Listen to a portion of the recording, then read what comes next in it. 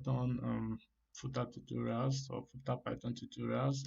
In this video, we are going to be looking at lecture one. We are going to cover lecture one and add whatever is necessary for you guys to understand fully. So let's move to the video. So I'm going to be following the book. Let's open the book right here. Okay, and you can see from the book module 1, I'm going to be touching every word so you fully understand. So developed by Guido van Rossum. Yes, Python 2.0 was released in 2016, October 2016, October 2000. However, even Python has years. So Python 2 was released. For now, a lot of people use Python 2.7, which is the latest. But if you're new to programming, it's good for you to start with Python 3. If you're older, or maybe you need to work with legacy code or operating system, you need to maintain all codes written on certain operating systems, you can use Python 2. If you are a system administrator or you have plans to be one, maybe you can learn how to use Python 2. There's some difference, even though not much, but just that Python 2 is usually not compatible with Python 3 because of some slight changes which normally are being used frequently during the code. So like printf and input, you have raw inputs and all the rest, while in Python 3 you have input. In Python 2, printf is a statement, while in Python 3 printf is more like a function. You must use the braces or the brackets when you use printf in Python 3, but in Python 2 you can just say print and after that a space followed by the string. You don't need any curly braces, I mean brackets. So um, there's some differences, but as a new programmer, it's good to learn Python 3 because Python 3 is becoming very powerful and quite stable right now. So I advise you to use Python 3. I'm using Python 3, but I'll be showing you the slight differences between Python 2 and Python 3 from your notes. So you're going through, it's an open source general purpose high level. Yes, open source because the codes of Python are available online. Open source means the developers of Python, they used a programming language to design Python. Python is a scripting language. It doesn't compile to machine language directly, even though you can try to pre-compile it, but you have to pass through a series of steps. So Python was written in C. So the C source codes are available online. If you want to look at how Python was designed, you can go online, download the codes, and even change Python or create your own Python, even though it's not possible. But that's the meaning of open source. It means the source codes are available free of charge online. They aren't like Microsoft, where, for example, Microsoft Notepad, it's closed, it's not open, so you can't go to find the source codes of Microsoft online. But the Linux operating system or the Unix operating system is open source. If you go online, you can find all the codes. Probably you'll be dealing with over 1 million lines of code, which as a single individual may be very difficult for you to go through.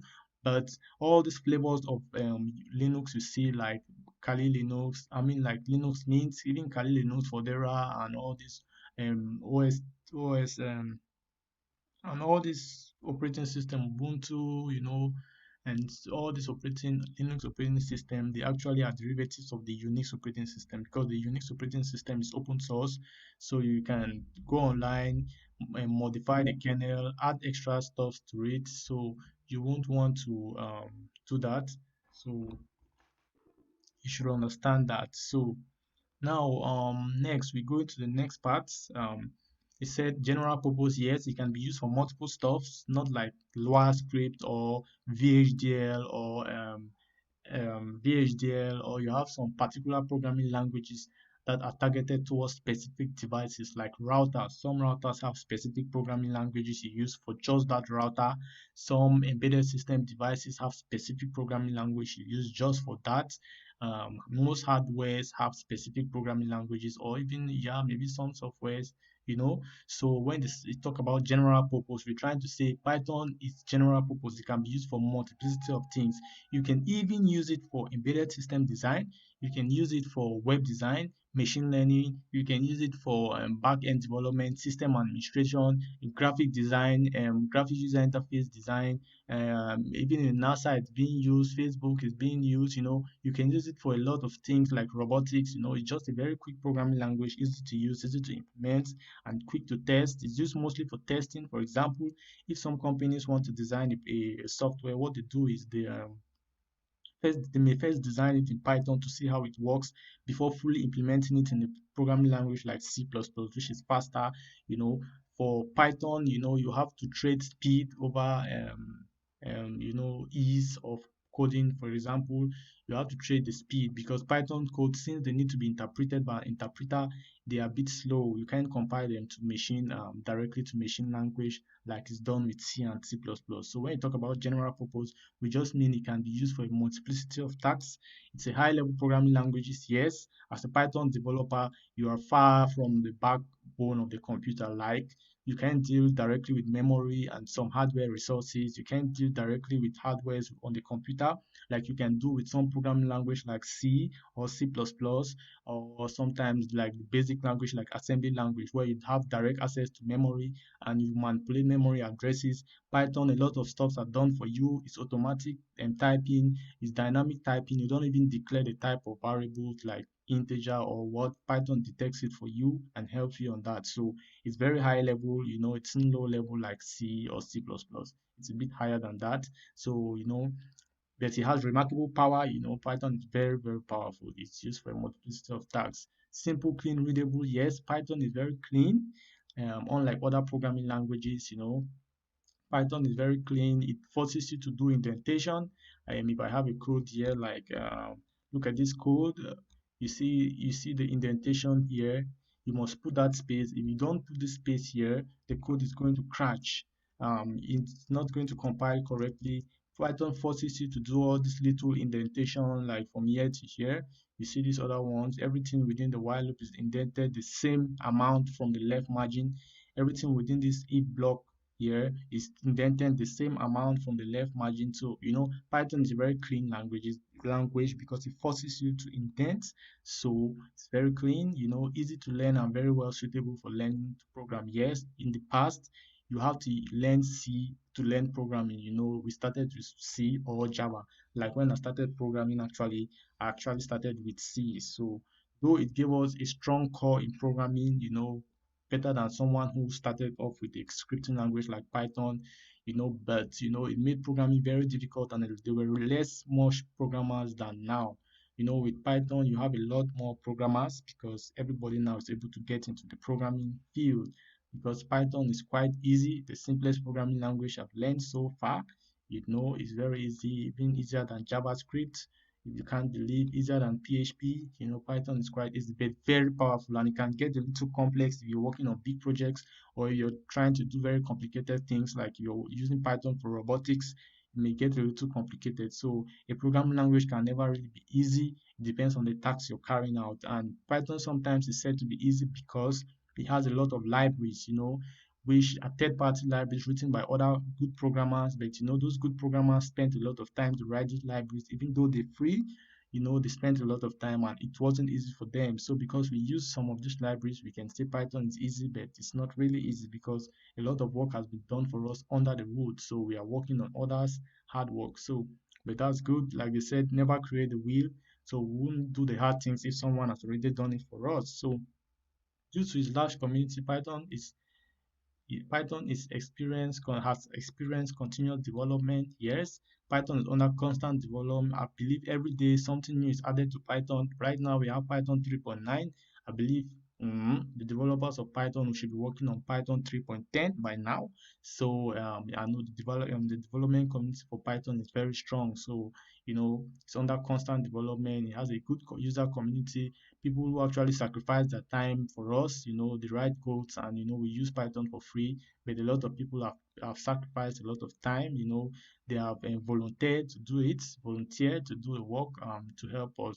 They have some way, one way or the other, they also profit. You can't really do something for free.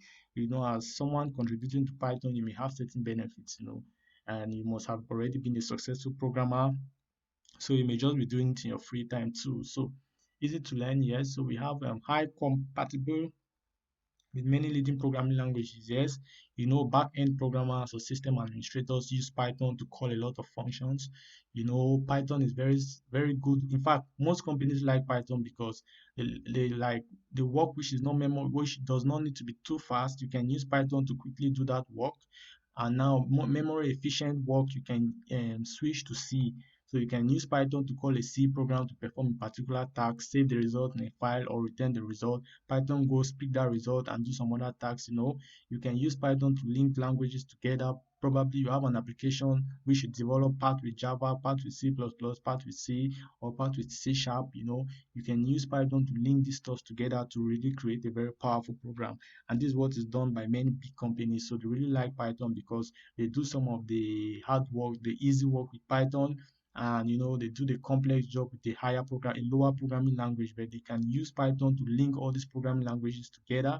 And even if you download, for example, a third-party library from, or maybe some companies, they may have some tasks which they can't actually perform, so they have to buy some codes which maybe have been written in a different programming language other than Python, but they can use Python to call that task, link it up to their own programming, to link it up to the result of their own, and create a very efficient system. So like that's what it's all about. So here is the Python website, www.python.org. Python possesses many interesting techniques and aesthetic features. Support multiple programming paradigms. Yes, you can use structured, object-oriented, and functional programming.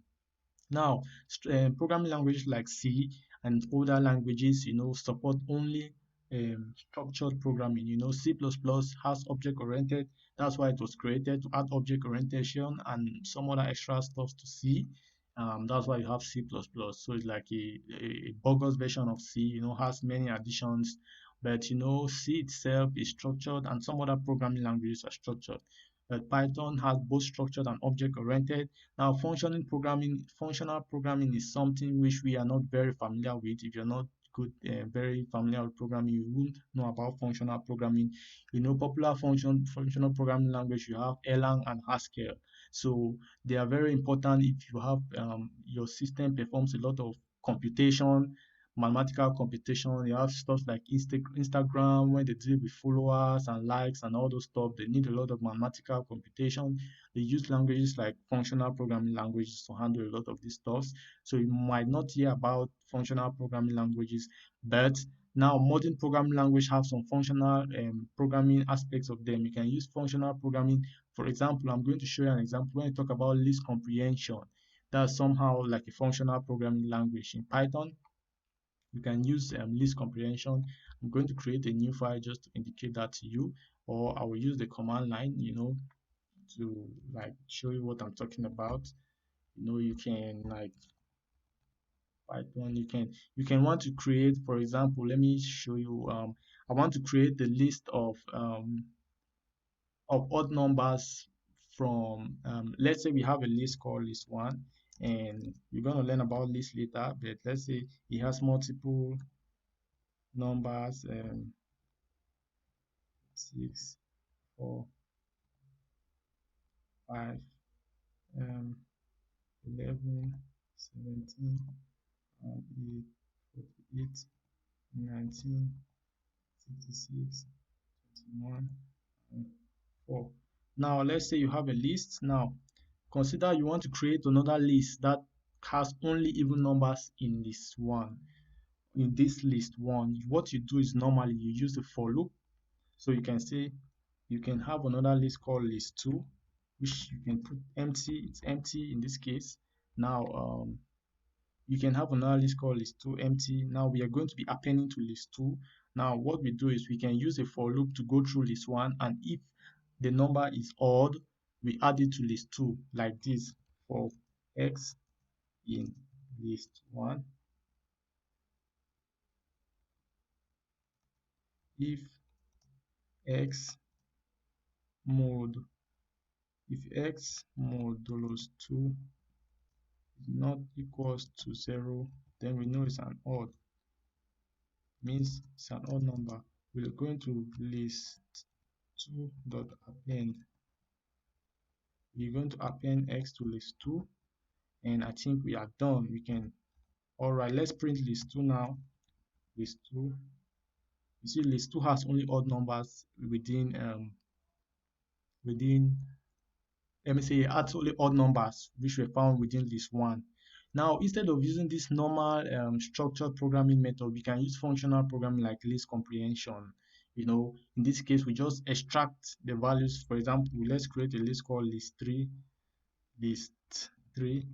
You can use this. You can just create a list X for X in list 1 if X mod 2 is not equals to 0.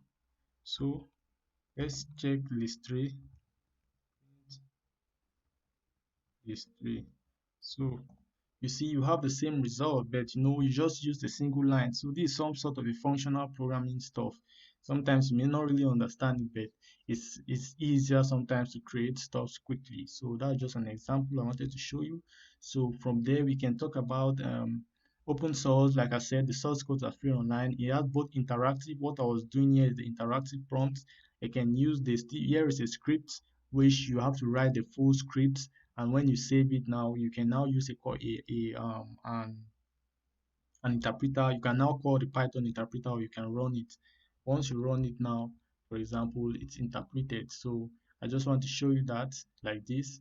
Enter your score and maybe 50, and you see you don't deserve extra marks here. So that's a piece of script right there. Now they said it's interpreted language, like it's interpreted. Interpreted also means it is not compiled. You understand? It is not compiled, which means unlike a C program, for example, I can write a C program for you just to show you quickly what I mean. I'm going to launch code block. Yes, I'm going to launch code block to write a simple C program for you. And this C program will actually collect your name and welcome you home. So I just want to show you file um, new project, create new project just fast so that you see console application. Next, C, I want it to be a C program, project title new, file name test1 dot C,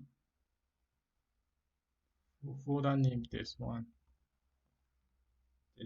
So next, project name new folder to create project in. Let's create project here or just on the desktop, and we have a folder called C. Okay, desktop. We have a folder called C. I don't want to waste time here. Open it. Okay. All right. C. That project title new. Okay. Next. Now we're going to finish. All right. So now we have a source code already created, main.c. We are going to change this main.c. Yes, and we're going to add one ch. Now press and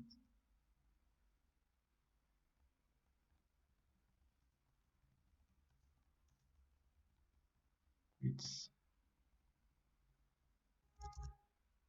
enter to click. So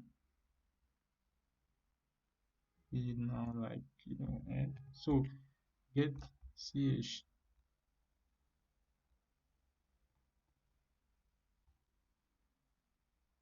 All right, get ch. So let's like see if this compiles. So this is what we call compile. You can't run this. You can't just run it. You have to compile, and the compiler is going to compile and link it and from an object. So you try to compile. All right, they said printf one in percentage g expected. All right, they need the semicolon here. All right, let's try to compile. So you see, if this is what the compile language means, if your code has an error, it's not going to compile anywhere. But Python is not like that. It just executes, and when it finds an error, it crashes because it's an interpreter. It interprets your code line by line by line by line. Other compile language doesn't don't work like that. You must compile your code and all your code must be correct before you can even have success in compiling. So there's an error. Okay, I need to put a semicolon here. All right, though I have one in percentage expect argument, but argument two is of type int percentage d expects. All right, store in the memory location. Sorry, like need to. Okay, name is uninitialized. All right, name initialized. One name is used uninitialized. Yeah, I know. Name is a pointer to a car, so it should be used uninitialized now. So I can create name as a pointer to a car. It's a pointer to a car, to a character array. Don't know if this is possible. So just some time without coding to see. I think this should be a pointer to a character. Yeah, yeah. So there's no problem. Let's see what happens. Let's see what happens. So if I run this, compiled correctly. If I run this, let's see again. All right. So I didn't print the final result. Right, since it's a test program, I'll just create a buffer equals to name character equals to array name. So let's say it should not be more than 30. Let's try to compile. Yeah, so I think it should work now. Let's run and let's compile run. Enter your age. Welcome Emmanuel, your age is 32. Thanks for visiting. Bye. Press enter to quit. All right. Now this code has been compiled. Here is the code. We can find the source code of that particular code. I'm going to show you now. Now, if we go to this folder, for example, and we go to bin, go new. Now, here is our program. We can close this. Here is our program. Our program now is a normal standard program. It can run on its own like this. You can open it on its own. You don't need an interpreter. You don't need a compiler. You don't need anything. It runs by default on the computer. It's a C program. It has been compiled now to machine language. It's able to run anytime. It's able to run on its own. So it's a compiled program, executable. It's executable, as you can see. It ends with .exe. It's an executable file. It's an application. So that's what we mean by when we say it's a compiled program. It has been compiled and ready to run. Most applications on your computer are compiled programs. That's why they run. When you see .exe after the file name is compiled, it's running. It's machine. It has been compiled to machine language, so it runs on its own. Now, that's not the case with Python.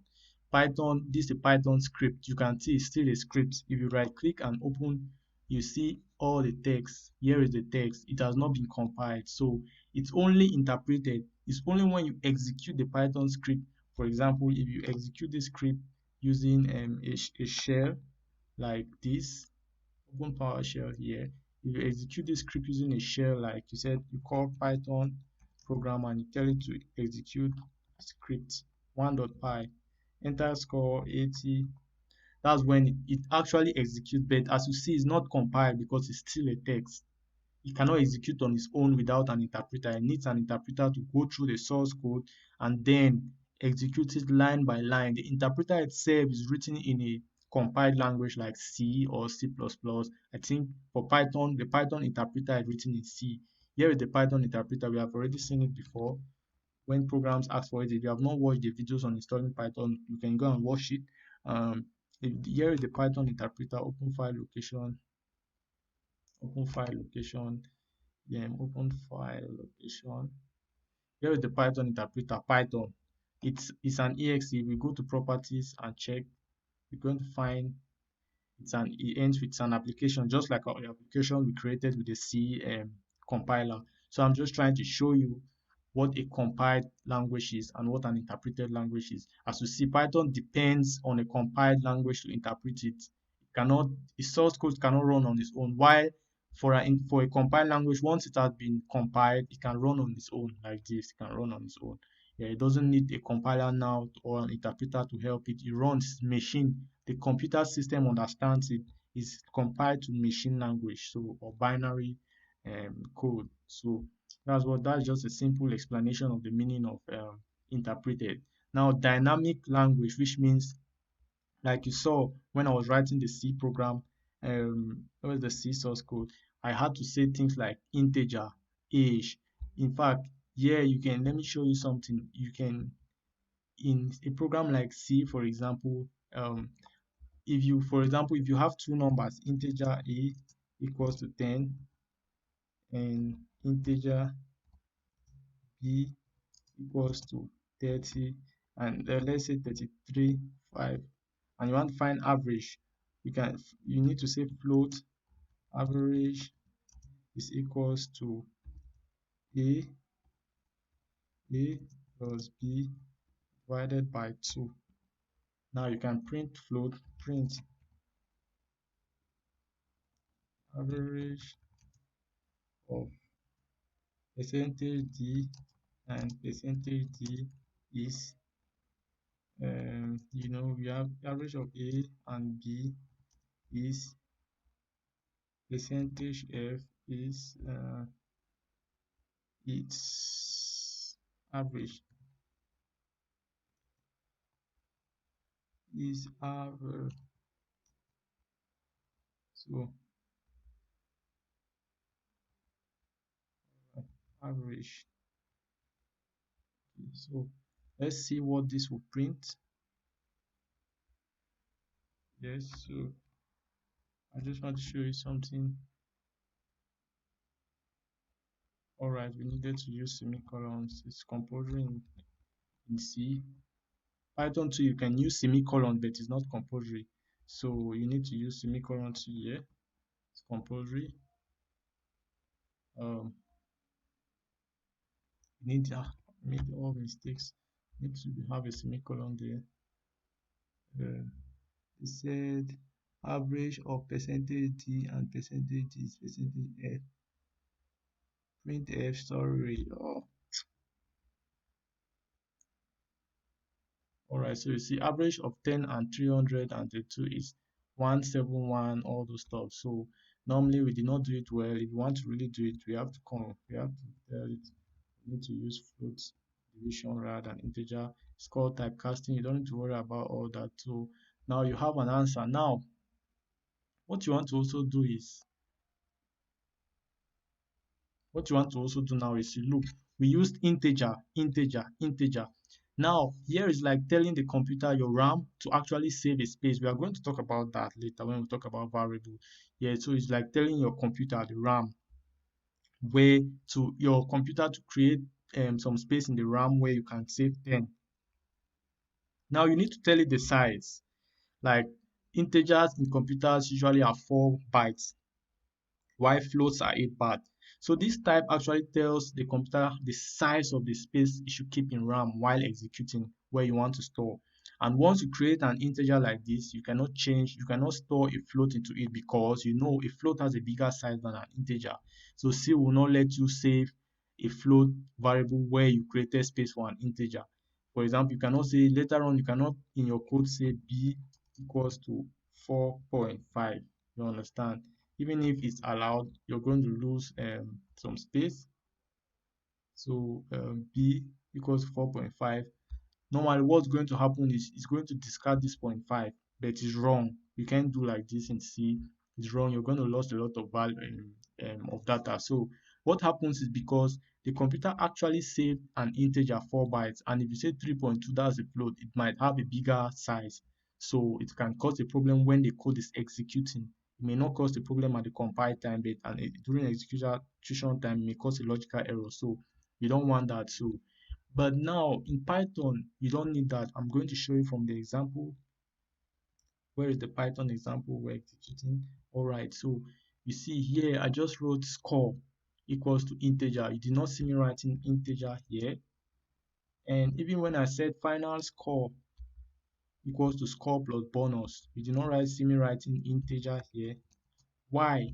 Because Python detects the types for us. That's why it's called dynamic language. Supports dynamic typing of variable and object. Doesn't require static declaration of variable to be of a particular type, like you saw with the C program where we have integer, float, char, and all the rest. Yeah, you don't do that. Python knows what you're doing. It knows, okay, this guy is trying to create a string and save in memory. Here is an example so you understand what I'm totally saying. Um, let's say, let's exit this, let's clear, and let's get back into Python. So look at what happens. For example, say we create a value called a equals to 20 or 25. We say b equals to 34.54, c equals to 3 plus 4j, and say d equals to false, and be equals to 3, 4, 5. Now you may be asking, these are just a few times, but you may be asking how. Now it's still the same. You're telling Python to create some space in RAM to store 25, but normally to create space in RAM, you must give the RAM in the that behind the scene. You must tell the RAM the size. You must tell the computer the size of space. So you may be wondering, how does that happen? What happens is Python does not interpret this from left to right. Actually, in reality, this is done from right to left. In C, it's done from left to right. What happens is, if you're in a C code, what happens is, if you say integer a equals to 10, what happens is it creates 10, a space in memory of size 4 bytes. Then it takes 10 and saves in that space in memory. Now it's from left to right logically in your brain. Now Python doesn't do that. Python actually first creates an object in memory and stores 25, a random object. Now it checks, if it checks 25, it detects 25 as an integer. We all know 25 is an integer. Then it creates now a 4, maybe 4 byte based on what integer is, and then it creates a 4 byte space in memory and then assigns a, like it uses a tag, tags that space in memory with a. So each time we say a, it's going to locate that memory. Now when you say 34.54, it detects this is a float. It knows because it has internal, the way Python is designed, it will detect this is a float and then save it in memory, maybe 8 bytes, and then assign b as a tag to that memory location. It detects this is a complex number and this is a boolean. It detects this is a list and does whatever it needs to do. You may think Python is not smart enough, but look at what happens if you try to say, let's say we have message equals to, we say message equals to me, my name plus a. You see, we are trying to add a string and a. We are going to learn all this, which is 25. Look what happens. They told you no. They say can only concatenate string, not int. So your question should be, how does Python know we are actually, and we try to concatenate an integer? We did not say it was an integer when we were declaring it, but somehow Python magically knows first this is a string, even though we did not tell it. You may say, oh, because it has you say it has quotes. Yes, but no, Python, before Python assigns a variable name, as we learn, to whatever value we give it, first detects the type. No, Python does that. Even if it doesn't tell you, it detects the type like it did here. So now look what happens. If you want to see whether Python was actually smart enough to detect the type, try typing type, which is an inbuilt function, type 25 a. So we want to get the type which Python gave to this value variable or identifier called a. You saw it gave an integer. Yes, in Python, all data objects have, all data is saved in the form of an object. We'll learn what that means later. But let's see what it gave to b. Type b float. B is a float. Let's see what it gave to c. Type c. C is a complex number. Let's see what it gave to d. You'll be bowling. B is bowling. Let's see what he gave to E. Type E. It's a list. Let's see what he gave to message. Message did not work, but let's say, for example, type message equals to hello. You see, it's going to give it a string. Type message. So, string. So I'm just trying to show you clearly that Python knows the type, even though we don't declare it ahead of time. Why? Because Python is a dynamic typing language. It knows, it doesn't just do like just, it always checks the value type, and then it knows how to create that space in memory. So you cannot trick Python by adding a number to a digit, or I mean to a string or whatever, because Python knows.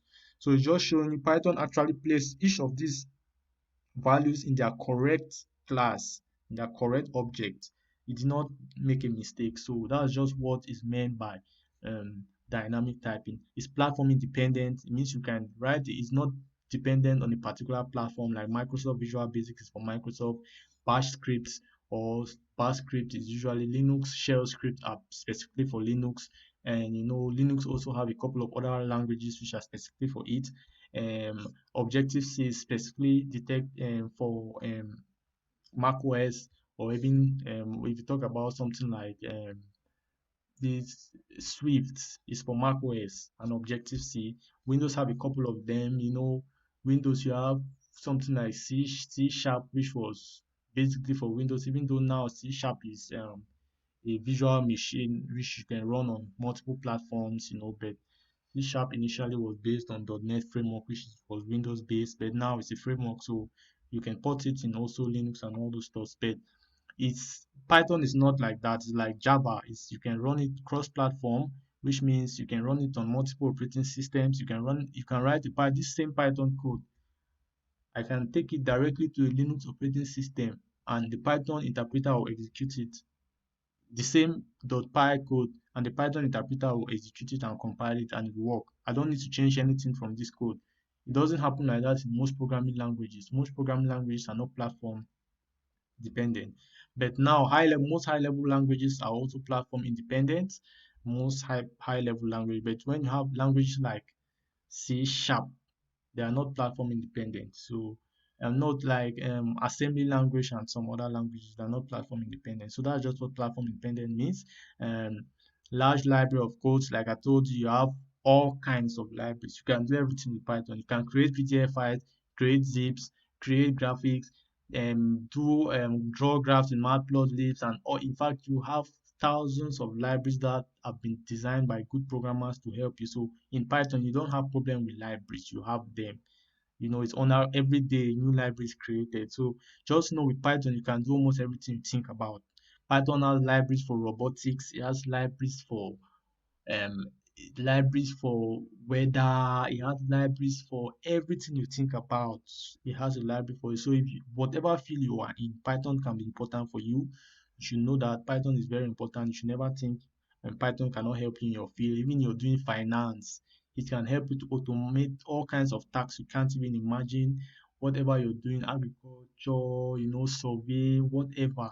That's why it's taken as a course. It's a general course for most departments, because in life you can't really, these modern days, you can't do without programming. It's just impossible. So because you'll be outsmarted basically. So large libraries support variable and many data types. It has data structures like lists. It has inbuilt data structures. Yes, it supports extra data structure. Like in C, you don't have array as a data structure. You have to create an array maybe by making integer array. But in Python, you have list as a data structure of its own. In Python, you can create a list like how I did. Yeah, like you can create a list.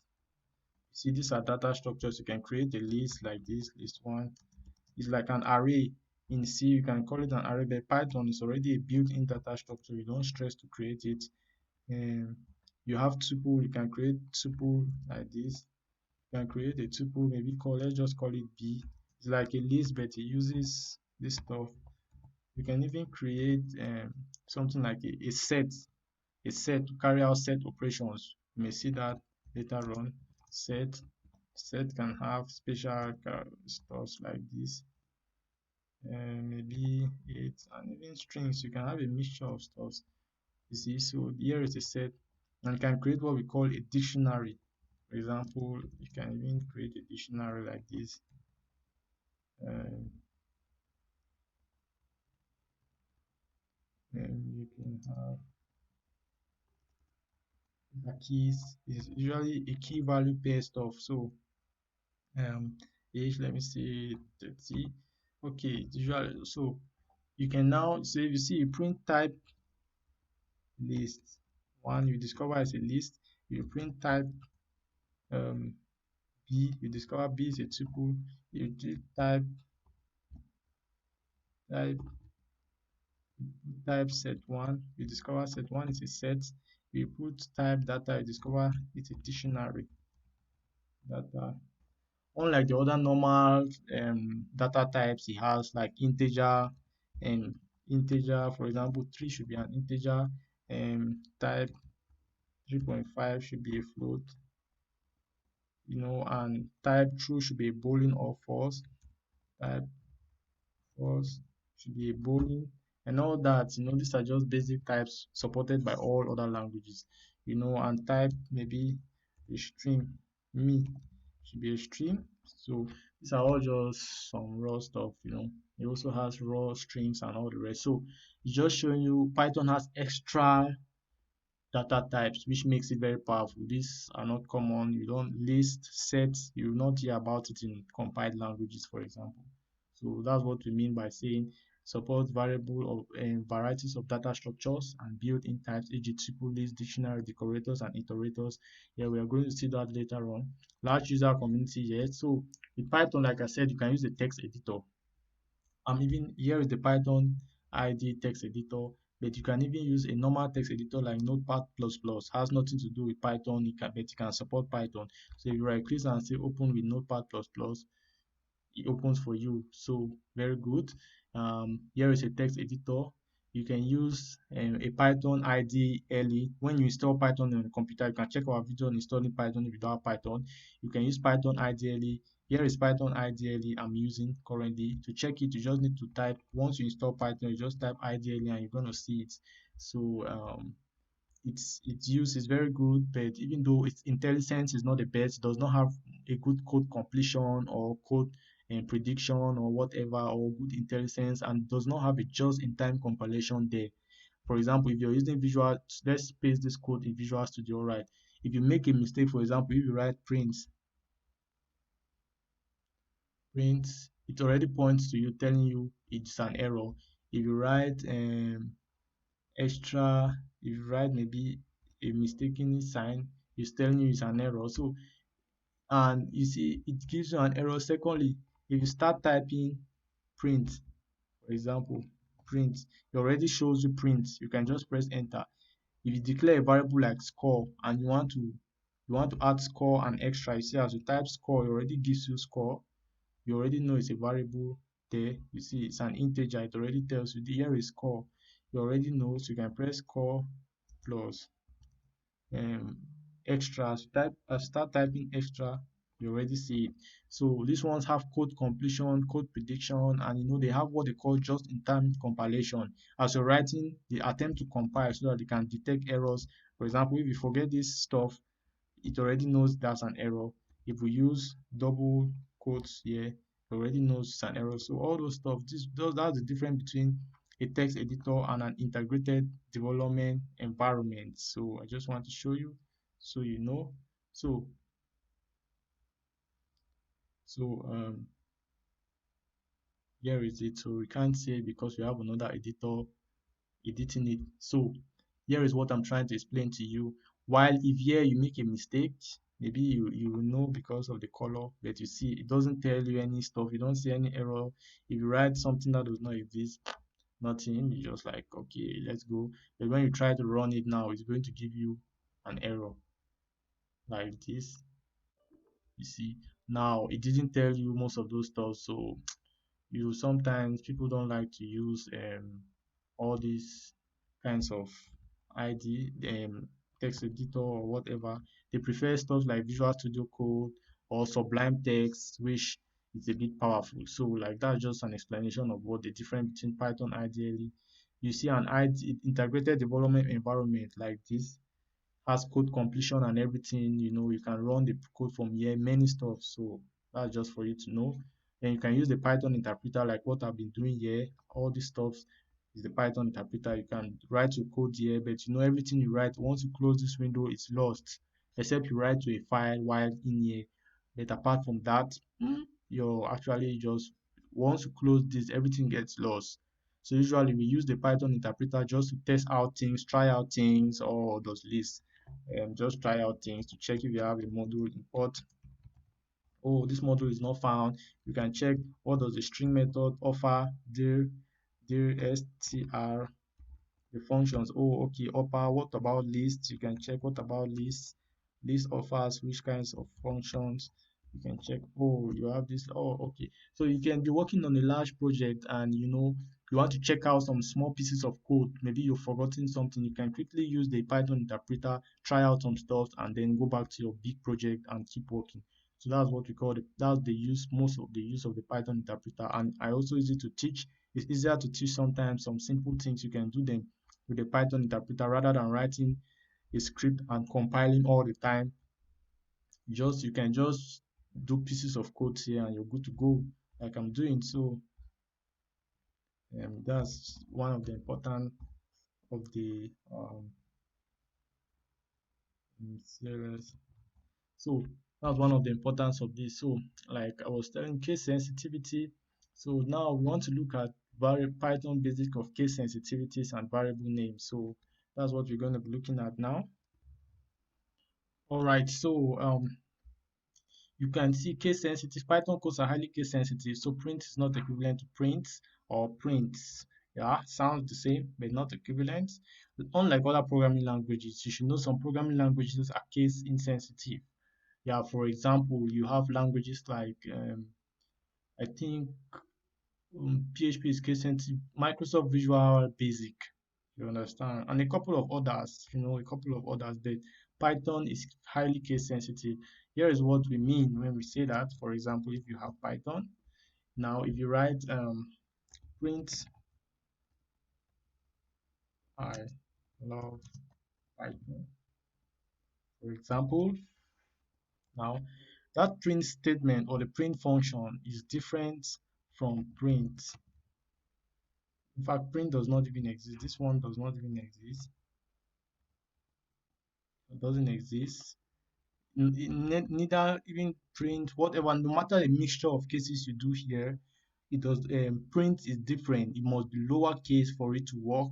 And this also goes for variable names. So that's just what it's trying to say. There's some function, there's some programming language, for example, if you say name equals to um, Emmanuel, for example, there's some programming language which you can just print out name. You can either do like this, or you can print out name like this. So you can print out name like this, or sorry, like you don't, it's a variable, like you can print out name. But this doesn't work in Python because we haven't declared name. See, name is not defined. If you want name, maybe you write something like this. Or if you want some funny name, you can write something like this. Or all these are names of all these are different variable names. In fact, we can even print all of them together to show you they are actually different, separate variable names on their own. So you see, all right, so those were different variable names on their own. So it just goes on to show you what is meant by the fact that Python is highly case sensitive and it's also space sensitive. For example, I showed you the program here. You see, when you're within a statement like this, which has a body, you must have a certain amount of space. One, two, two. It can be two, it can be three, it can be four, it can be five, it can be whatever, but the spaces must match. For example, every statement with the same indentation like this, So this break statement is part of this while statement. We will do that later on. I don't want you to focus on that really now, but note that these spaces you see here are compulsory.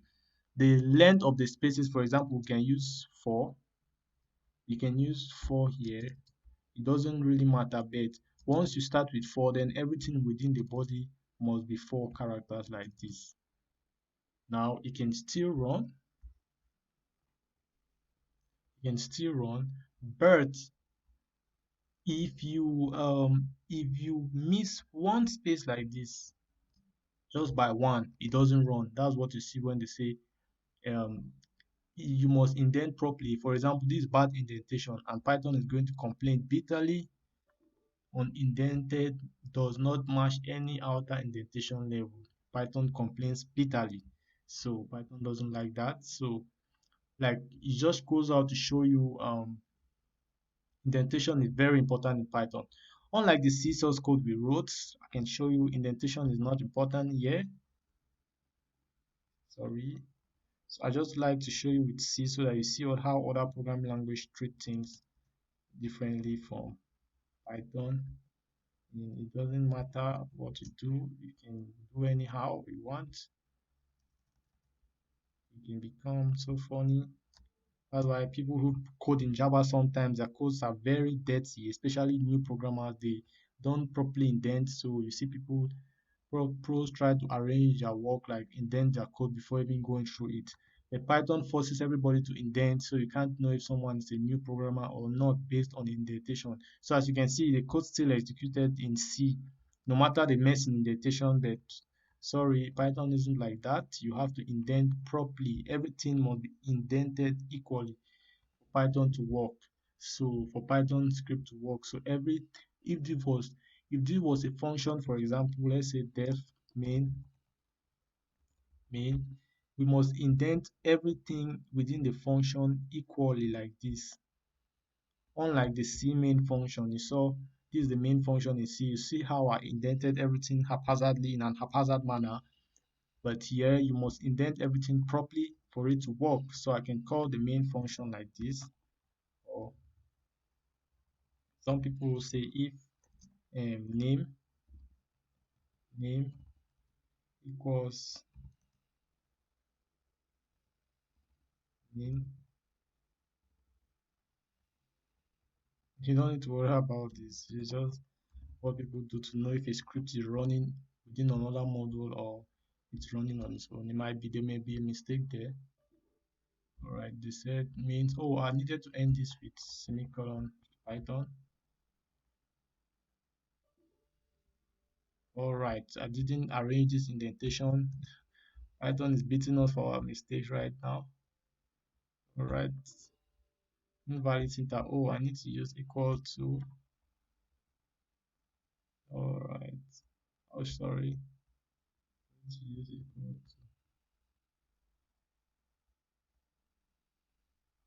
All right. So Python was so angry with us. So it's just like you see everything within the main function should be indented properly.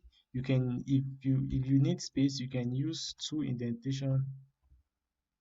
For example, you can do like this,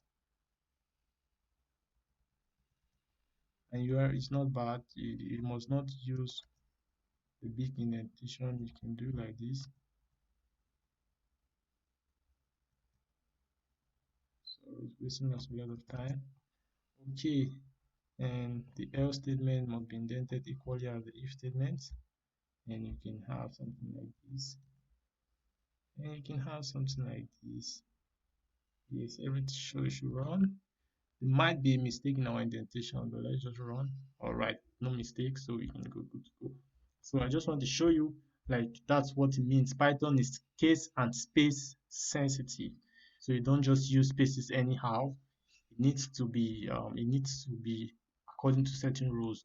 Like variable names, we talked about variable names. We haven't talked about it. All right, so you see when I say name equals to something, maybe my name, or I said age equals to 40, or I said list 1 equals to 1, 2, or whatever. Or when I said var1 equals to something maybe 2 plus 3j, some complex number, 2 plus 3j, uh, or even when I say maybe dog equals cat, which can be true. All these stuffs, name, age, list one, var, one, dog are called variable names or identifiers. So we call it, some people just say a variable, or we can say it's an identifier or a variable. So if you hear somebody talking about variable names, talking about the name you assign to a variable. What's the importance of variable name? Now, when your code is executing, it actually executes in the RAM of a computer. Each code, that's the use of the RAM, the primary memory of the computer. Your code has some, you hear about the stack, the data, or the heap space. Every piece of code has a small amount of memory allocated to it to execute. So each time you say name equals to my name, what happens is you're telling the compiler or the interpreter, tell the computer, because you can't deal directly with the system. So you say tell the computer to like save some space for me. I want to store a string. This, each string is 1 byte. So this is about 1, 2, 3. The space is also counted 4, 5, 6, 7. Tell the computer I need 7 bytes of memory. I want to store some string. Now you say tell the computer I need some space in memory. I want to store the integer 40.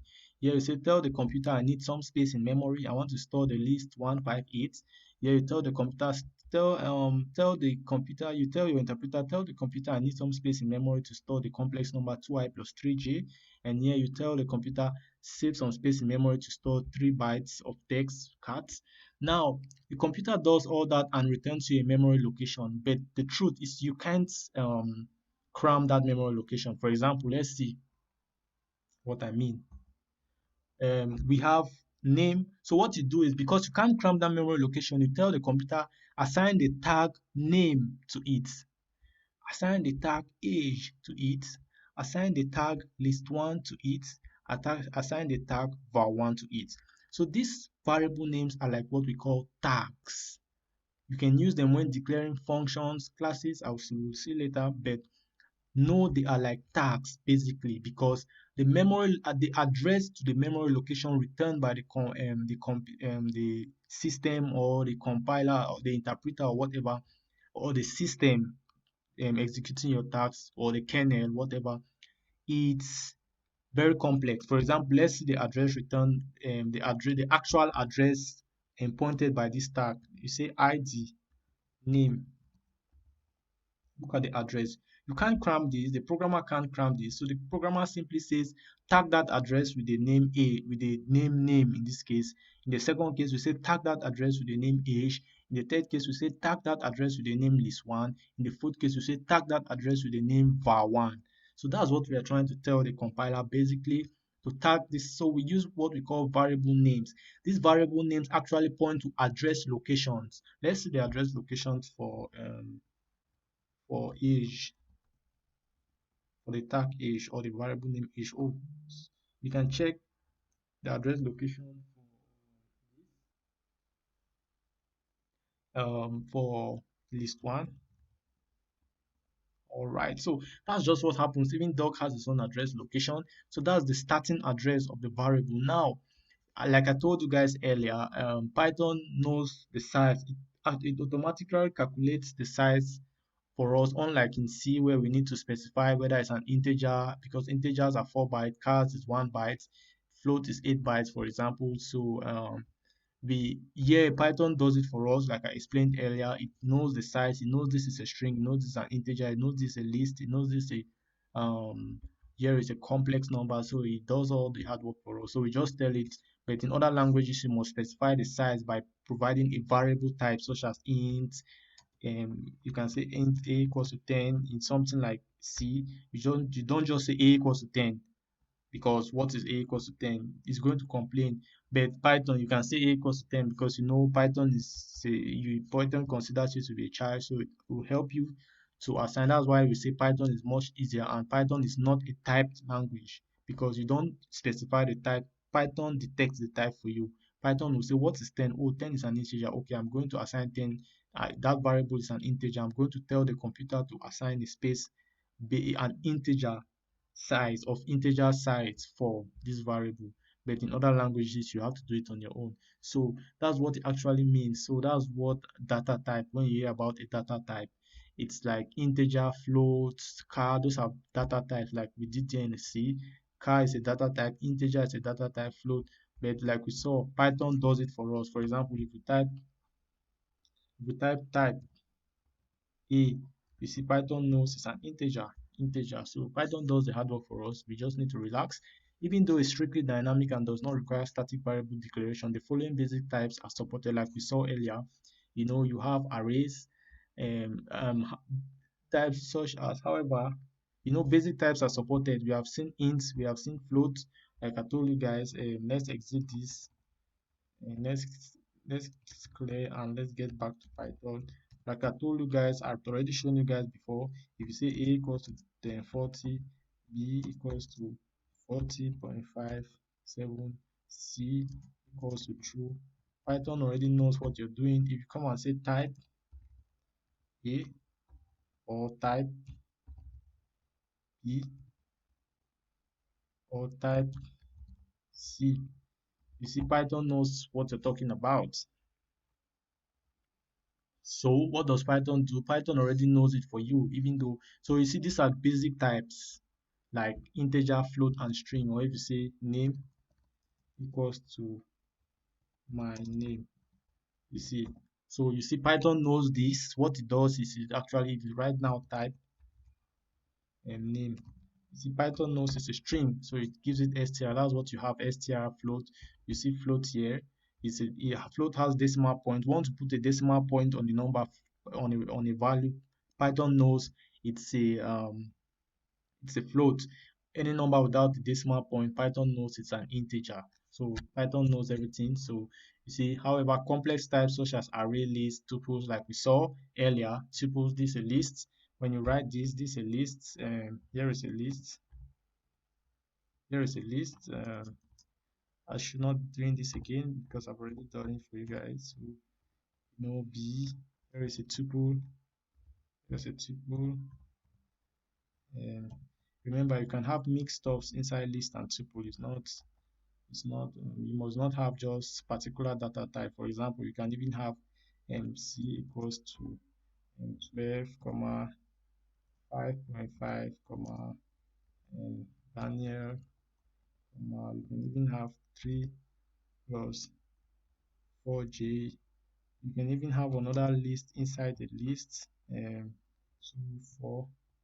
You can even have a tuple inside a list like like 3 8. You can even have a triple tuple inside a list. You can even have a or even whatever you want to have, or a set. So it's not like you must have the same, that must be only integers within a list. You can have multiple stuff. I just wanted to show you that. And a set, you can have a set, like a set, and these are actually sets. You can have a set, 13.5 or so. You can have a set. So, and the last one is we have a dictionary, which is name value pairs. So you can have a dictionary, uh, mm, you can have a dictionary like this. Then you can have a dictionary like this. You can say type equals to Toyota, and you can say price equals to what, 3. Okay, so you can have, so here is a dictionary key value pair. So, oh, we made a mistake in that dictionary. Let's see what was the mistake. All right, we didn't end this stuff. All right, so now if you say type A, you want to get the type of A. You see, A is a list. Yes, type B, you can guess. B should be also a tuple. So, if you write type C is a list. We don't need to worry about that. If you write type S should be a set. If you write type car should be a dictionary. So dicts, so those are just the different variable types in Python. So like I said, variable in Python are dynamic, that is, they do not need to be declared, as Python automatically infer the type based on the type of data stored in them and how they are used in expression. For example, you see Python knows this an int, Python knows this and this a string str, Python knows this a complex number, Python knows this a boolean, true or false boolean, and so on. Python also support complex numbers, you understand? Like you can say 3i, if you write, for example, a equals to 3 plus 4j. Python knows that's a complex number. I write b equals to um, 5 plus 6j. Python knows those are two complex numbers. You can now, you write type a, you see it's a complex. It's a complex. Now you can find you can even find what are the methods offered by Python for complex numbers. You can use the dir command to check what Python has for complex numbers. You see, Python has conjugate, real, and imaginary. So if you want to find the conjugate of a, for those doing mathematics, you understand, you can write a dot conjugate. It gives you 3 minus 4j. Like you know what it did, just change the sign. So you can find the imaginary part of a by writing a dot eimg. Of course, we know it's 3. It's 4. Okay, yes, 4. Imaginary, all right, yeah, the imaginary, the real part is 3. So a dot real, made a mistake. It's real. A dot real object is not callable float object. All right, not a dot imaginary. Okay, yeah. All right, 3.0. Those are not functions. Those are like attributes. So conjugate is a function, but the other ones are attributes. All right. So what next? Um, let's move. So just to show you, you can use complex number. If you want to even find the square root of a complex number, you know how to do it. You can write the square root of this squared and see what it gives you. So for example, you know how to do that. So x squared plus y squared, all those stuffs. So you can carry out those simple mathematical stuffs with it. So now we are going to the next step, which we're going to look at Python operators. So operators are very simple. We can start with the arithmetic operators, plus, minus, very easy. You can have a equals to, let's clear this exits so we can do operators first. Okay, Python. So all right, exit cls Python. All right, so let's start from here. If you have a equals to 10, b equals to 20, and let's say c equals to 5. If you write a plus b, a plus b, a plus b, you see it gives you 30, or you can still say sum equals to a plus b. So you can print out sum, print sum. Sorry, space insensitive. All right. So you can do that. Once in the when you're using the interpreter, you understand. If a particular expression has a result and you don't assign that result to a variable or a variable name, it's going to be printed out. But if you assign the result to a variable name, it will not be printed out. So you should understand. Each time I just write something and it's without assigning to a variable, I just want it to print out, because it doesn't make any point for me to assign it to a variable and still print out the variable within the interpreter. But you have to do that if you're writing a script, because in a script, things are not automatically printed out until you print them out yourself. So it only happens in the interactive prompt. All right. So now we can say a minus b, it should be minus 10. Yes, we can say I'm following this, these arithmetic operators. We go to times. A times b is 200. Of course, 10 times 20. B divided by a should give us 2, because 20 divided by, so it's like now like a calculator, 2.0, because the float. Now a modulus, we all know what modulus means, and the remainder when you divide something by something. So the remainder when you divide 10 by 4 will be 2. The remainder when you divide 10 by 2, I think it's going to go one time in the 4. Yes. So the remainder, if you divide 10 by 20, it's 0 remainder 10. So it's going to give you 10.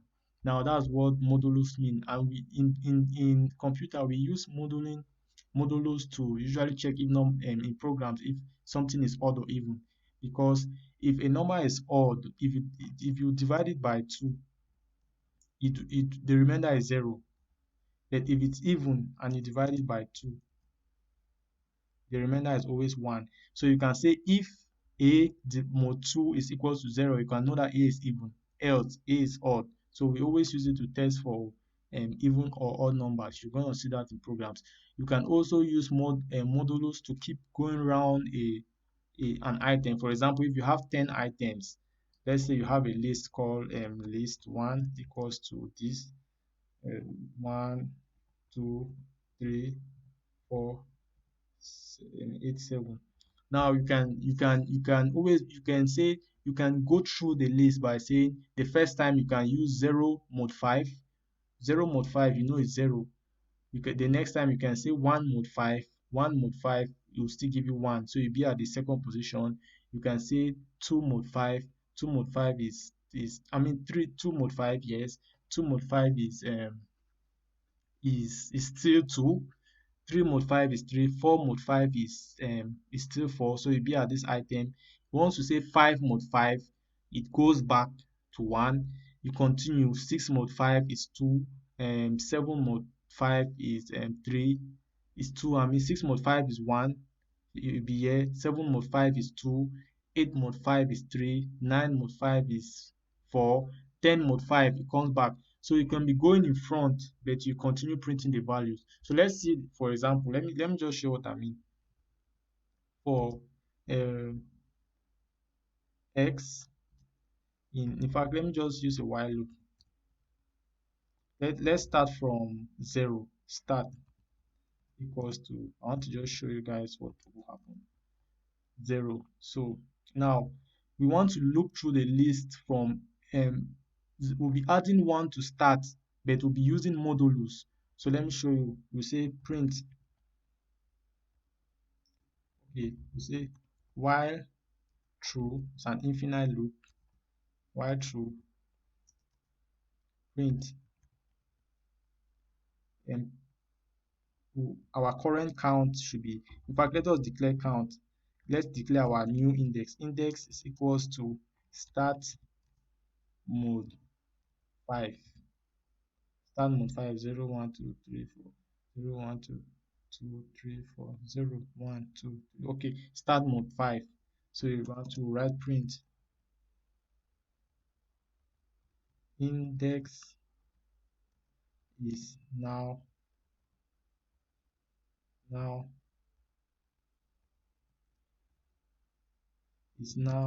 index. Yes. So now let's now print 1, 2. Let's print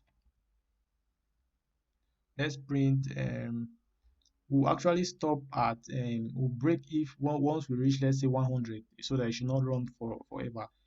Once index reach 100, we'll break. I just want to show you some stuff. So index is now index. Print list index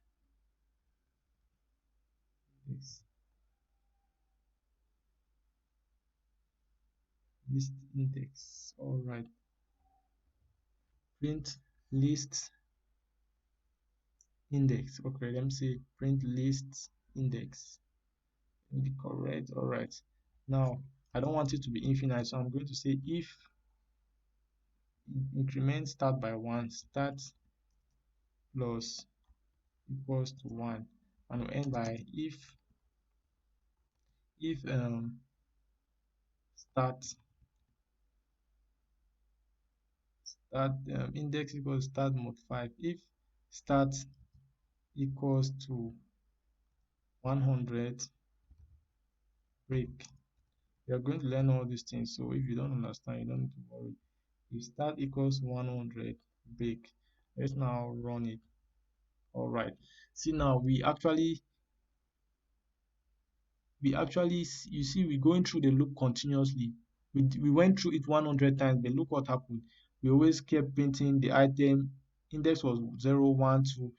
You see, index was moving from 0 to 4, 0 to 4, 0 to 4, 0 to 4, because we are using the modulo sign. So it will never cross 5, because 5 mod 5 is 0. Once it goes to 10, 10 mod 5 is still gives you 0. When you reach 15, 15 mod 5 will give you 0.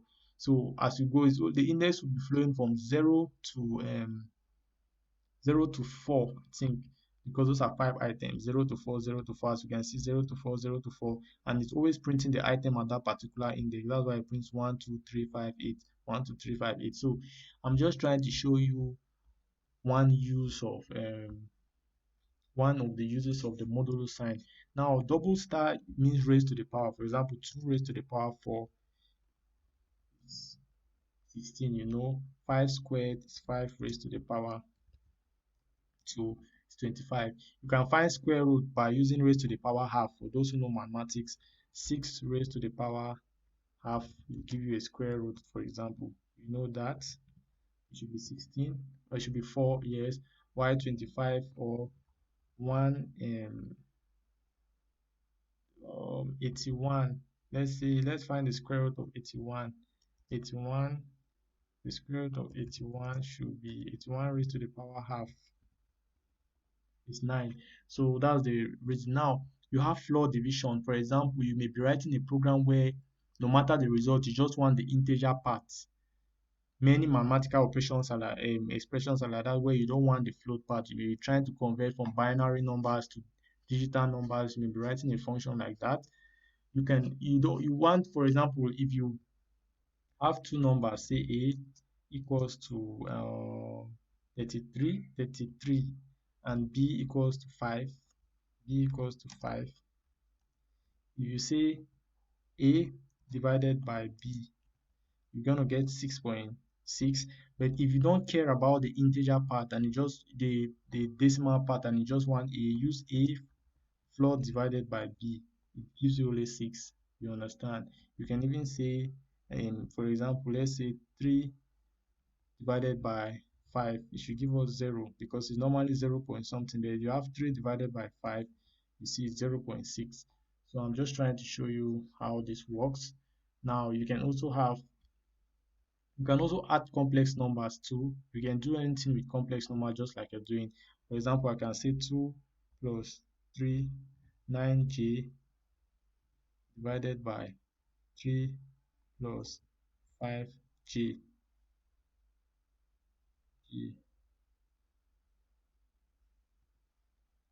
To give me 2 plus 8j. So you can also use complex numbers. So I just want to show you that's what we call mathematical operation. Now next we have comparison operators.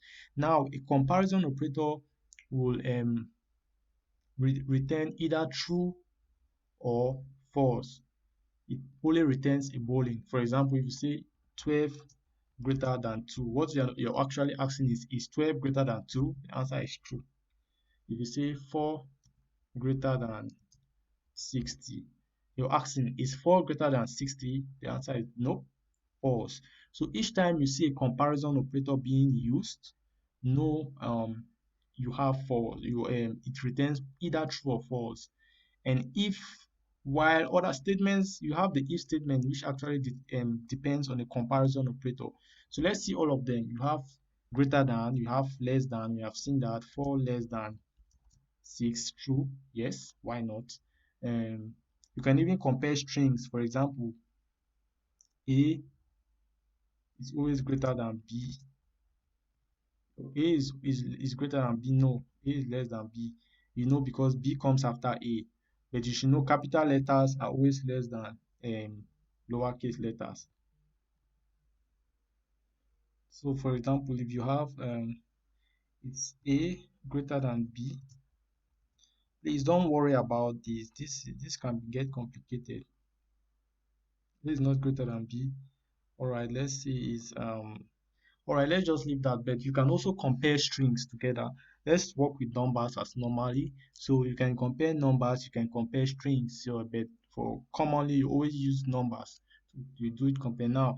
Less than or equals, you can have also equal to if you want to check if is A equal to B. No. Is 2 equal to 2? Yes. Now, if you have variables, for example, if you have variables, you should take note. Equal, don't use 2. You can make a mistake and use 2 equal to 2 equal to is the assignment operator. It's not a comparison operator. You're trying to assign 2 to 2, which will not go because 2 is a number. Normally, if you want to assign it, you actually use something like A equals to 2. Yes, so if you want to compare, what you do is you actually use double equal to sign.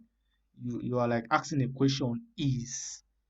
You say, for example, if you have, let me say, num1 equals to 10, and you say num2 equals to 10.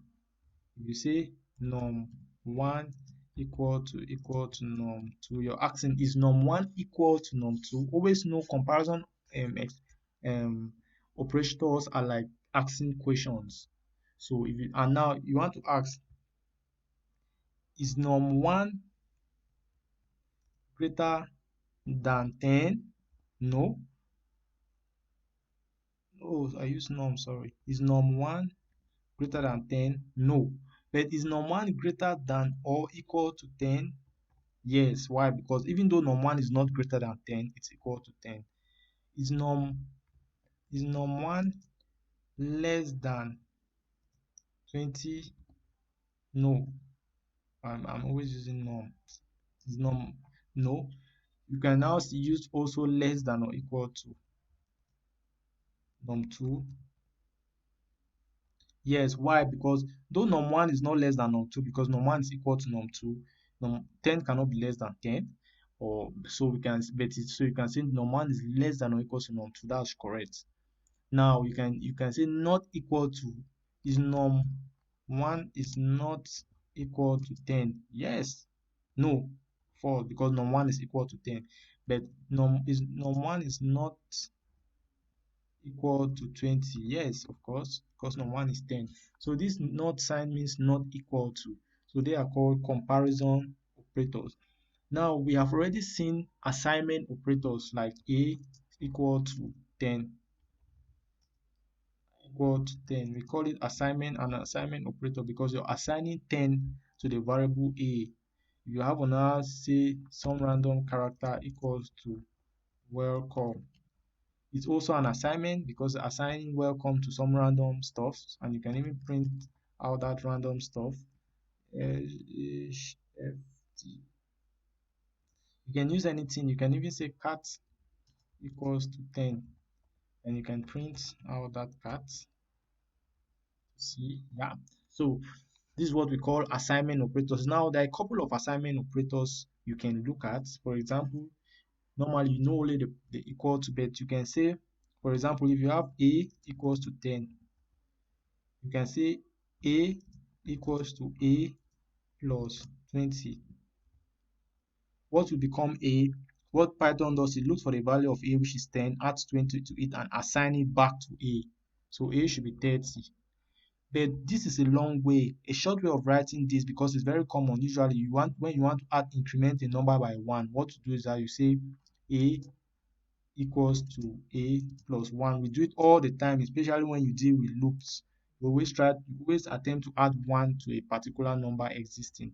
So you always add 1. So Python decided to create a shortcut. You just say A plus equal to 2. Print A now, it should be 33.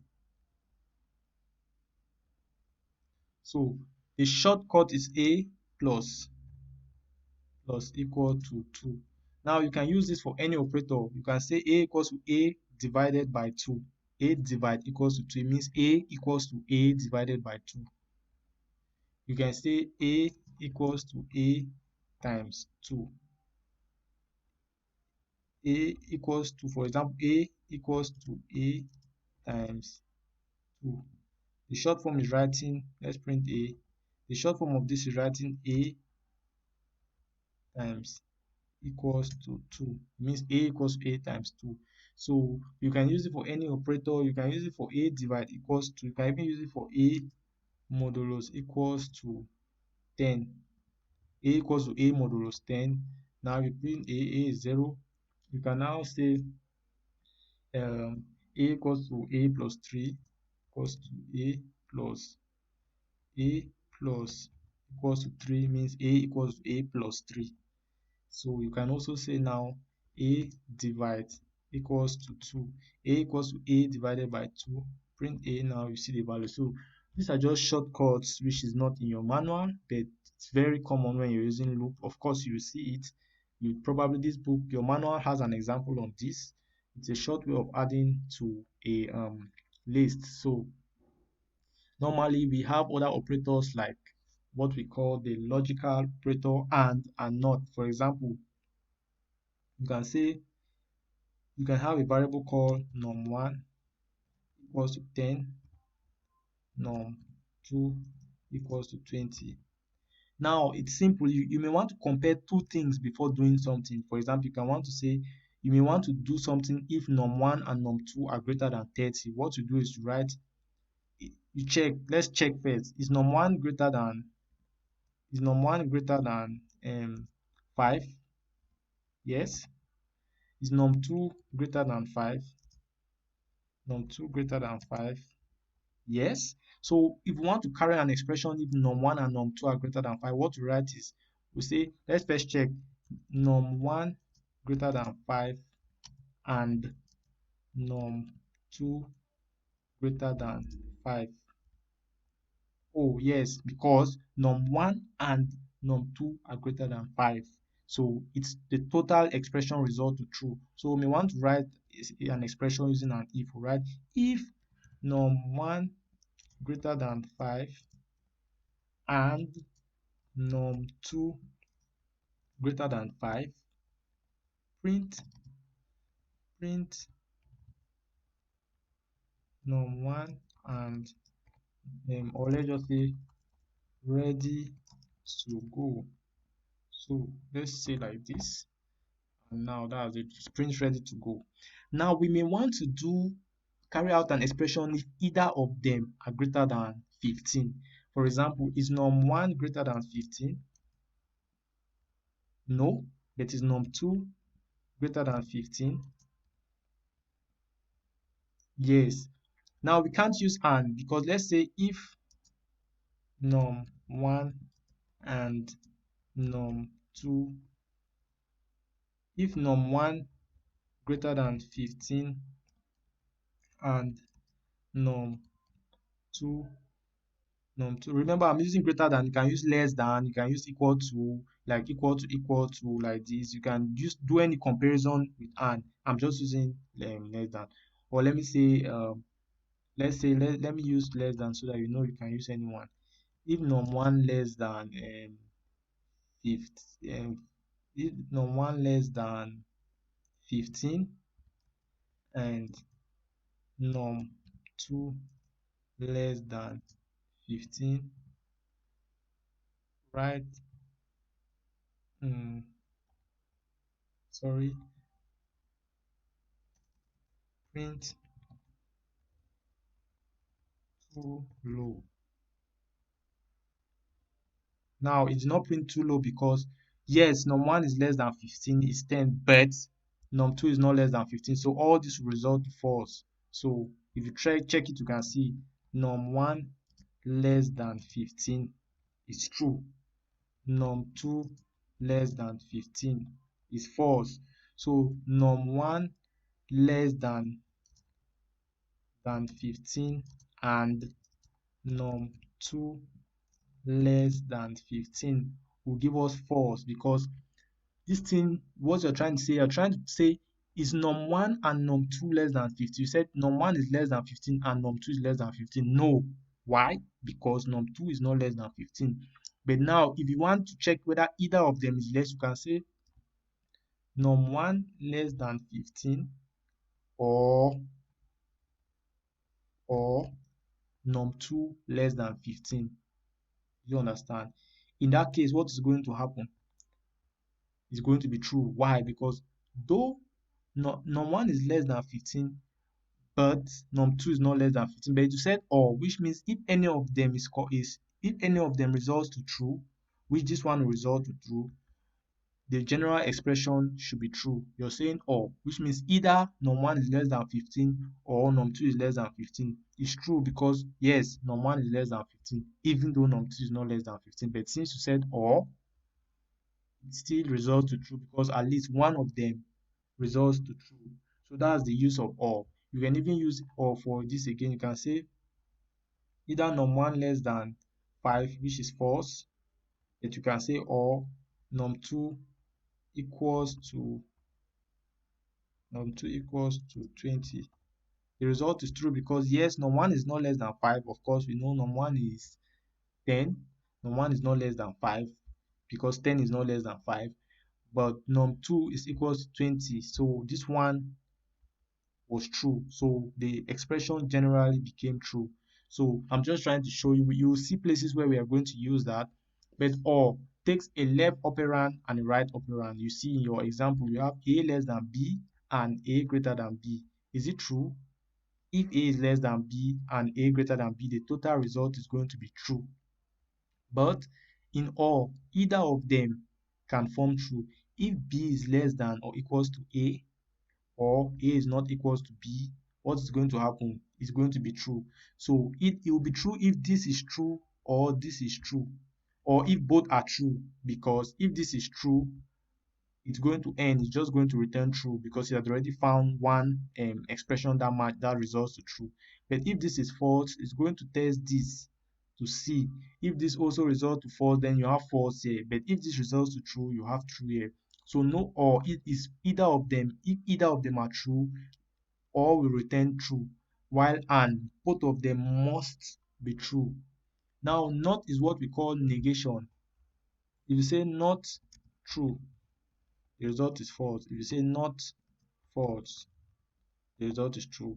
So if you say 2 is less than 10, the result is true. But if you say not 2 is less than 10, it's like saying 2 is not less than 10. Sorry, 2 is not less than 10. The result is false because you have negated the result. You got true and you said not. So your final result will be false. So I'm just trying to show negation is very easy because it just reverses the result. If something results to for example, if you take this expression, a is less than b, a is greater than b, this cannot be true because a cannot be less than b or greater than b at the same time. So like not is just like negating a result of something. For example, you have a and b. This, if both are true, this will return true, and not b less than or equals to a, whatever. You don't have values here, so you can't detect this, but you can prove this mathematically and determine whether your result will be true or false. You understand? But I think they cut out the values of a and b. It should be somewhere. So I just wanted to show you that. Now there are other operators not present in your manual. You understand? You have Python comments. You have other operators not present in your manual, like the bitwise operator. For example, the bitwise operator works on binary stuffs. You know about binary arithmetic. If we have a calculator, for example, calc, and you know about, if you go to programmer, you can see let's see, work on word. Now if you write 8, you see 8 is 110. You write 8 and let's look for the and operator. 8, let's look for bitwise, logical bitwise. 8 and 5 should give us 0. 8 and 5 is 0. Let's check for 7 and 3 gives us 3. So the AND operator is actually simple. I'm just going to show you some simple stuff. Let's consider one. Like let's take, here's how the AND operator operates. For example, if you have 101, and you find and you use the AND operator, for example, and let's say 0 1 0 1. For those who know binary, they understand this. 1 and 1 is always 1 because true and true is true. Like we saw, 0 and 0 will be 0. 1 and 0 is still 0 because you have the two both must be true for it to be true. So since we have one false, it can't work. So we have 0. 1 and 0, we have 0. So you see 0 1 0 0 1 and 0 1 0 1 should give you 1. Let's check it out with a calculator. Let's check it out with a calculator. Let's say 1. Let's be on binary. 1 0 0. Let's say 1 0 0 1 and 0 1 0 1 should be equals to, it gave us 1. I just wanted to see how and is done. Those who are interested can know what I'm doing. So Python also allows us to do that. You understand? Now, how do you write that? If you want to write that, you need to make Python to understand the variable is a binary variable. For example, let's do that in Python. Let me show you how to do that in Python right now. So in Python, you can write, you must use B. Let's say A equals, you must make Python to know it's a binary. We'll do this later. 1 0 0 1 B equals to binary 0 1 0 1. All right. Now let us look for A and B. What gives us type for A, bytes and bytes. Trace back unsupported operand for. All right. So let's see. It's maybe double and. Okay, so let's not waste time on this. Let's just use the numbers themselves. 1 0 1 0 0 1 is 9. It's 9. It's 9. And let's check the other one. 0 1 0 1 is 0. See, 0 1 0 1. No, see, 0 1 0 1. It's 5. Decimal is 5. 1 and 5, it's 1. So you see, it gives us 1. So I'm just trying to show you that Python also has logical bitwise operators, and you have and, you can do or. For example, you can use or. You know, or is different if you or if any of them are 1. If any of them are 1 if you're using or, if any of them are 1. For example, if this and all want to do, if any of them are 1, what happens is if any of them are 1, Python normally you have, for those who know, who are doing to mathematics stuff, 1 and 1 will be 1. 1 or 1 is 1. 0, no one there's no 1 here, so you have 0. You have at least one a true. You have at least a true. So in Python, you can calculate that to make sure it's correct. For example, I can minimize this and like check out this stuff with the calculator. See, 1 0 0 1 or 0 1 0 1. The answer is decimal is 13. So we can check it out whether Python gives us the correct stuff. Let's take 9 or is like this. It's using the sign this, the straight line, or 1 is 9 or 5 should give us 13. So Python also has the or operator.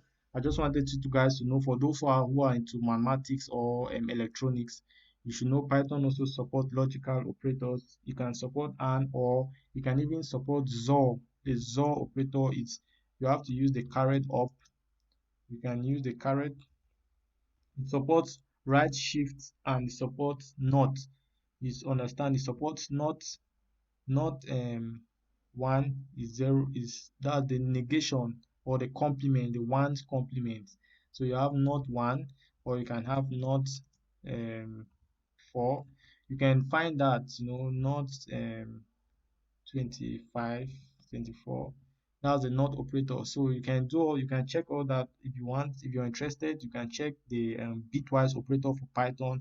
You also have right shift. For example, you can take 40, right shift it by 3 or 4.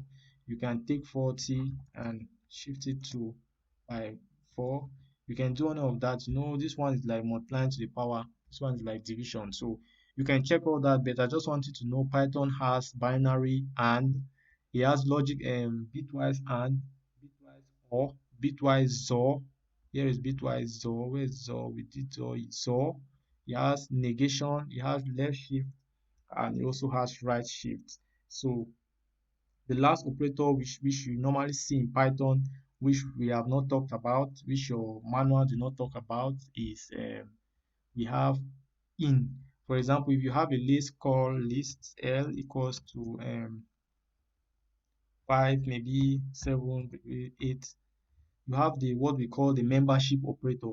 You can check if 5 is in the list by just typing 5 in L. It will return true if 5 is in L, or false, but 5 is in the list. What of 10 in L? It returns false because 10 is not in the list. You can do that. You can write a simple program which will ask the user for an input, and if the user enters the correct input, if the user enters what is in the list, it will like tell the user, okay, this is in list or whatever. So you can use it to create a program that you can even use it to check if a user password is correct. You can use it for many things, but I just want you to know there's what we call a membership operator, and you can even say not in by mixing the logical and the membership by saying 10 not in L, which is true because 10 is not in the list. You can even say, but if you say 7 not in L, it's false because 7 is in L. So you say 7 is not in L, which is false. It gives you false. So next, the last operator we're going to look at, because time is running out for this tutorial, the last operator we're going to look at is the what we call the identity operator, to check if two objects point to the same location in memory. I'm going to show you a very simple example. In Python, if you say, for example, A equals to 54 and B equals to 54, Python will create an object in memory and will store 54 there, assign this variable to that object, or tag A as the location of that object. Now create it. If you say B equals to 54, Python does not repeatedly create another object again. That's waste of memory. Python already has an object in memory 54. So it just takes your B tag and point to that same location. If you write now C equals to 30, for example, or 50, yes, now Python can create a new item in memory because it doesn't have 50 in memory. How do you know? So if you write, how will you know? Check the location of, let's check the location of A. We see it's something. Let's check the location of B. We see it's something. It's the same like A, which means A and B point to the same memory location. But let's check the location of C. You see it's different, which means C is in a different memory location. I just want you to know Python, once you type something which we call once you type there are certain attributes, once there are certain type and variable type, even like string, if you say name equals to hello, and you say age, which cannot be true, equals to hello, and you find id of name, find id of age. You see Python new, since you have Python already had hello in memory, can't create hello again. It can't create another memory location and save hello there. It just points the same, it just points these two to the same position in memory. It also works for tuples. If you have a tuple called t1, let's say for example equals to 2 5 6, and you say t2 equals to 253 or 256, and you write you try to find the ID of T1 and the ID of T2. In this case now, what do you realize? You realize they have different IDs, and there's a reason why they have different IDs, because Python actually these tuples are represented in a different complex way in memory. Even list L1 equals to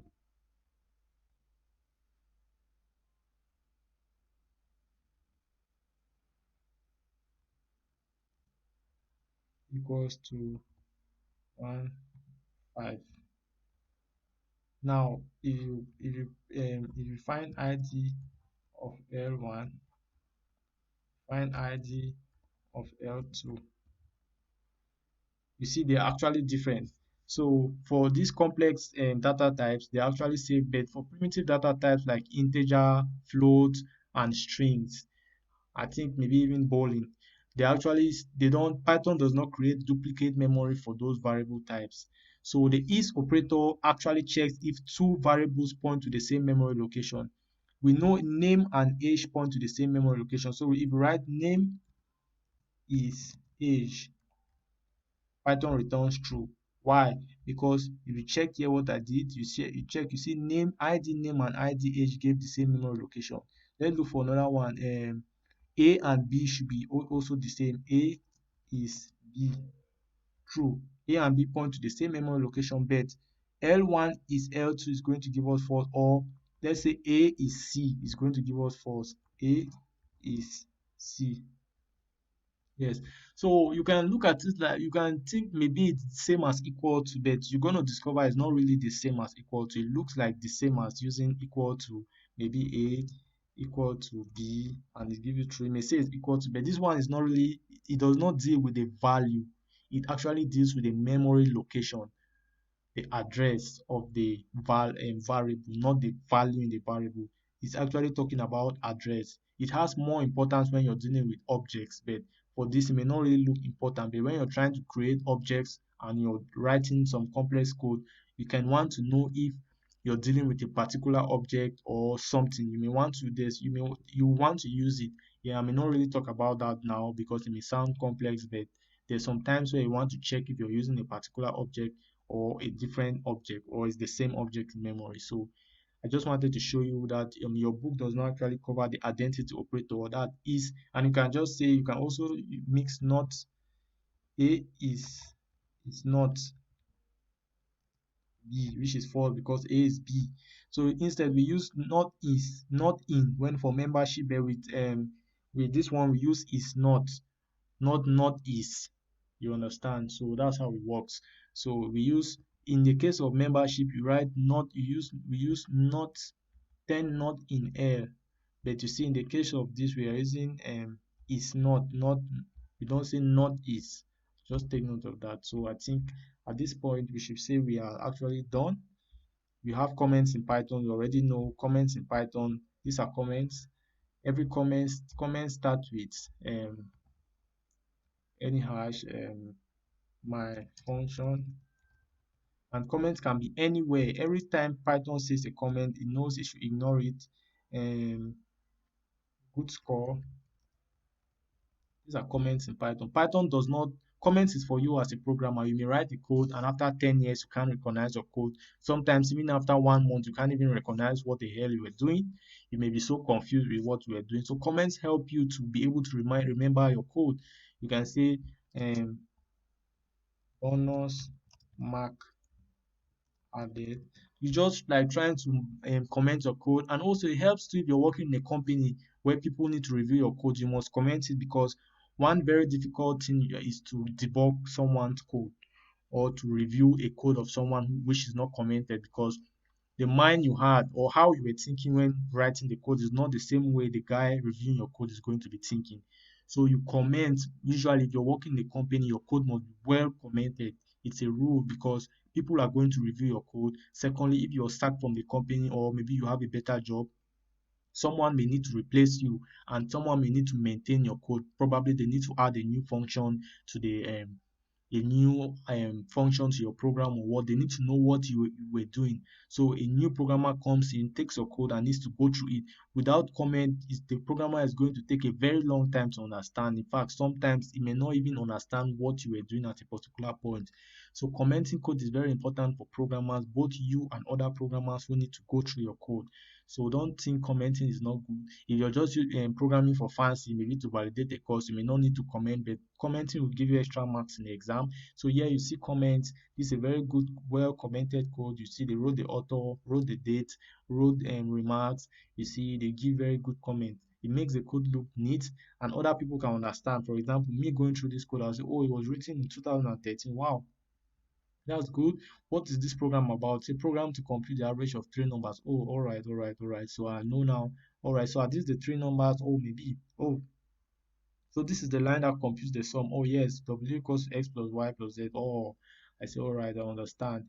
Then now you say M equals to W over 3. Oh, then you say compute average. Oh, this line computes average. All right, all right. So you see, the comment can really help me to understand the code perfectly. And you see, this from here, I wanted to show you this. You see, we already did this type name and all this stuff. So I just want to make sure we covered everything. Int age in all right, I think we're good. So print m, take note of this. If you do this in Python 3, it's going to generate an error. In Python 3, you can't say print without braces. You can't write print like this. For example, let's just write that code here. 300 y equals to 456.78, z equals to 2345, and we say w equals to x plus y plus z, yes, and m equals to w over 3. Now if you try attempt to do this, you're going to have a problem. In Python 2, you can write print. Print is like a statement, which means it's like, if statement does not need a braces. You understand? So we call those statements. It's like a Python statement, print. But print in Python 3 is more like a function, which means you must call it with braces. You call functions with braces. For example, when you say sum and you pass some arguments or some arguments inside, it's called it like a function. You use braces. So in Python 3, you must use braces. So for example, print that's what we're supposed to write in this case. And we have the answer here. And in Python 3, we even have what we call, we can, you see, it prints all the decimal places out. There's a way you can reduce the decimal places. Yeah, you can say round, m. In fact, you can say, you can just print round m. Let's just print round by two decimal places. Maybe I'm correct, maybe I'm wrong. All right, so you see 10.393. So it has rounded up m. So I just want to show you can do that. If your numbers are too long, you can use the round function to round them up. You have the variable name and you have the decimal places. For example, 2.4562. If you say a equals to 2. You can say b equals to round.